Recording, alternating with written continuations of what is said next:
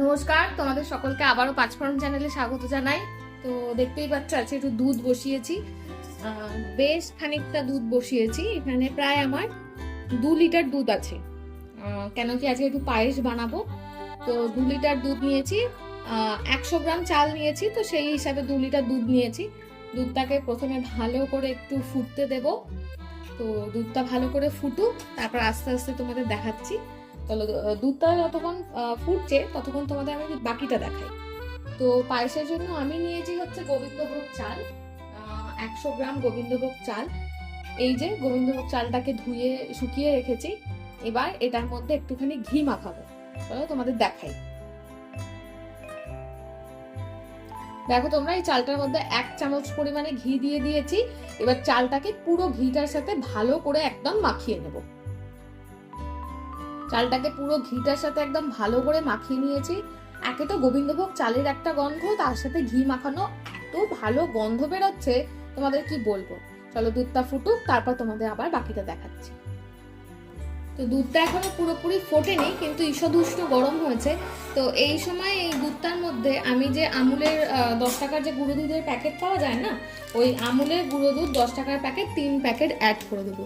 খুব একটা গরম হলে যদি দুধ দিই, এই আমুলের দুধ দিই, তাহলে আবার কেটে যাওয়ার সম্ভাবনা থাকে।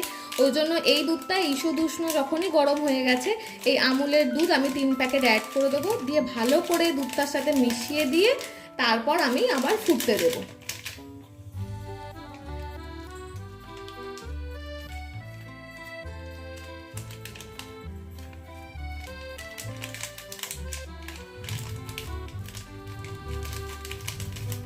এই গেল আমার 2 নম্বর প্যাকেট,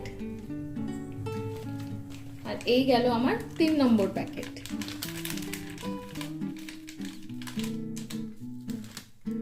আর এটাকে ভালো করে মিশিয়ে নেব। চলো আমুল দুধটাকে বা দুধের সাথে ভালো করে মিশিয়ে দেব। ভালো করে মিশিয়ে দিয়ে দুধটাকে একদম ফুটতে দেবো। আবার দেখতে পাচ্ছ আমুল দুধটা কত সুন্দর মিশে গেছে। যদিও আমি এটা গরুর দুধ নিইনি, আমি নিয়েছিলাম একদম মাদার ডেয়ারি রেড কাউটা নিয়েছিলাম একদম। আমুল দুধটা ভালো করে মিশে গেছে। এবার দুধটাকে আবার ভালো করে একটু ফুটতে দেব।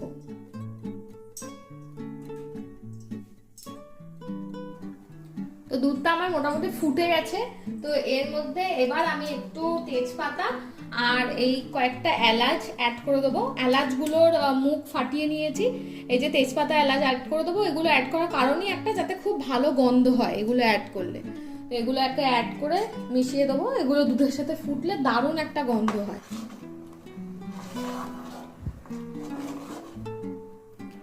দুধটা যেহেতু আমার ফুটে গেছে, তো এবার এর মধ্যে আমি ঘি মাখানো গোবিন্দভোগ চালটাকে একদম অ্যাড করে দেব।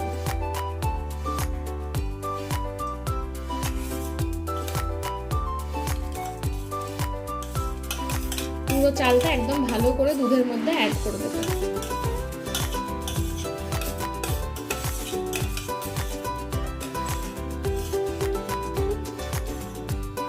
ঘি মাখানো চালটা আমার দুধের মধ্যে অ্যাড করা হয়ে গেছে। এবার ভালো করে মিশিয়ে দেব, মিশিয়ে একদম নেড়ে দেব। এখন পায়েসের মধ্যে আর কিছু কাজ নেই, এটাকে ভালো করে ফুটতে দিতে হবে। কিন্তু এই মুহূর্তে একটা টিপস দেব। এর মধ্যে আমি এক্ষুনি একটা জিনিস অ্যাড করব, দেখাচ্ছি তোমাদের। অ্যাড করব খুব সামান্য এই 1 চিমটি নুন। এটাই কিন্তু পায়েস রান্নার ইউএসপি। এই নুনটা যদি না অ্যাড করো, তাহলে কিন্তু যাই দিয়েই পায়েস করো না কেন, পায়েসের স্বাদ কিন্তু আসবে না। এই 1 চিমটি নুনই পায়েসের স্বাদটাকে চেঞ্জ করে দেবে। আর যতক্ষণ না, যারা নতুন রাঁধুনি অনেকেই জানো, যারা নতুন রাঁধুনি তাদের জন্য বলে দিই, যতক্ষণ না এবার পায়েসের চালটা ফুটে সেদ্ধ হচ্ছে, মিষ্টি কিন্তু ততক্ষণ অ্যাড করা যাবে না। মিষ্টি অ্যাড করলে কিন্তু পায়েসের চাল আর সেদ্ধ হবে না। নুনটা দিয়ে ভালো করে মিশিয়ে দিলাম। এবার এটাকে একদম ভালো করে ফুটতে দেবো। চলো এটা হোক, তারপর তোমাদের আবার দেখাচ্ছি। দেখো চালটা একদম ভালো করে ফুটে গেছে। আর এই যে দেখাচ্ছি তোমাদের, দেখো চালটা সেদ্ধ হয়ে গেছে। এই যে একদম সেদ্ধ হয়ে গেছে। এবার এর মধ্যে আমরা মিষ্টি অ্যাড করতে পারি। কেন কি বলেছিলাম, যতক্ষণ না সেদ্ধ হবে ততক্ষণ মিষ্টি অ্যাড করা যাবে না, তাহলে আর চালটা সেদ্ধ হয় না। এবার এর মধ্যে আমরা একটু মিষ্টি অ্যাড করবো। চলো দেখাই। চলো এবার চিনি অ্যাড করবো। চিনিটা মোটামুটি যে যেরকম মিষ্টি খেতে পছন্দ করো সে সেরকম অ্যাড করবে, স্বাদ বুঝে নিয়ে। আমি এখানে বেশ খানিকটা চিনি অ্যাড করবো।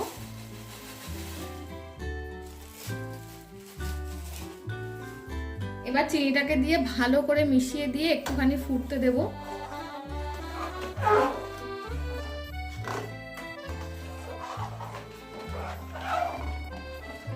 চলো চিনিটা একটু ভালো করে ফুটে যাক, গলে যাক এর মধ্যে, তারপর আবার তোমাদের দেখাচ্ছি। চিনিটা দিয়ে আমার ভালো করে মেশানো হয়ে গেছে, এটা ফুটেও গেছে। এবার এর মধ্যে আমি বেশ খানিকটা খোয়া ক্ষীর অ্যাড করব। এই যে আমার খোয়া ক্ষীর একটু ছোট ছোট করে, মানে একটু হাতে গুঁড়ো করে রেখেছি জাস্ট, এই খোয়া ক্ষীরটাকে এর মধ্যে অ্যাড করে দেব। খোয়া ক্ষীরটাকে অ্যাড করে দিলাম। এবার ভালো করে এটাকে মিশিয়ে দেব। ভালো করে মিশিয়ে এটাকে আরেকটু ফুটতে দেব। চলুন, ভালো করে মেশানো হয়ে গেছে, এটা আরেকটু ফুটে যাক, তারপর আবার দেখাচ্ছি। তো খোয়া ক্ষীরটা দিয়ে আমার ভালো করে ফুটে গেছে। এবার এর মধ্যে আমি অ্যাড করব বেশ কিছুটা কাজু কিশমিশ। কাজু কিশমিশটা আমি আগে থেকে একটু জলের মধ্যে ভিজিয়ে রেখেছিলাম, এবার এটার মধ্যে অ্যাড করে দেব।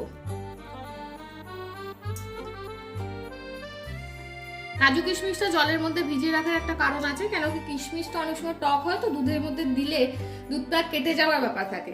সেক্ষেত্রে যদি জলে ভিজিয়ে রাখা হয়, তাহলে আর সেই ঘটনা নয়, সেই দুর্ঘটনাটা ঘটার আর চান্স থাকে না।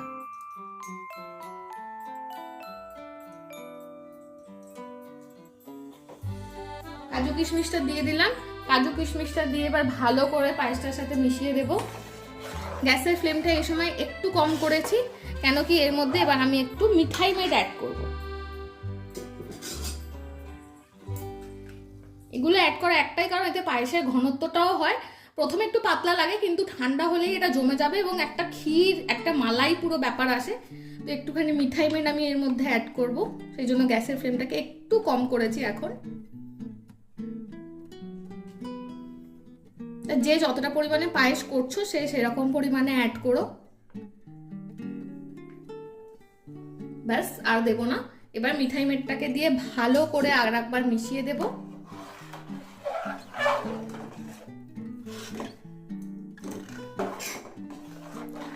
এবার এটাকে ভালো করে মিশিয়ে আরেকটু ফুটতে দেব, একদম এটাই লাস্ট হবে। এই ফুটটা ফুটে গেলেই নামিয়ে নেব। চলো ফুটে যাক, ফাইনাল লুকটা তারপর তোমাদের দেখাচ্ছি।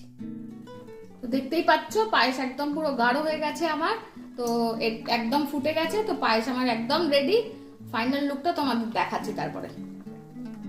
তো এই হলো আমার পায়েসের ফাইনাল লুক। তোমরাও বাড়িতে এইভাবে বানিয়ে অবশ্যই বানাও আর নিজের প্রিয়জনদের খাওয়াও, আঙুল চেটে খাবে একদম। আর তবে হ্যাঁ, পায়েস গরম গরম না, পায়েস একটু নর্মাল টেম্পারেচারে এলে ফ্রিজে ভরে ঠান্ডা করে খাও, দারুণ খেতে লাগে। এইভাবে বাড়িতে বানিয়ে দেখো কেমন হলো, অবশ্যই কমেন্টস করে জানিও কেমন লাগলো তোমাদের। প্লিজ চ্যানেলটাকে একটু লাইক, শেয়ার, সাবস্ক্রাইব করে দিয়ে আমাদের সাথে থেকো, পাশে থেকো। আজকের মতো টাটা, আবার দেখা হবে নতুন কোনো রেসিপি নিয়ে।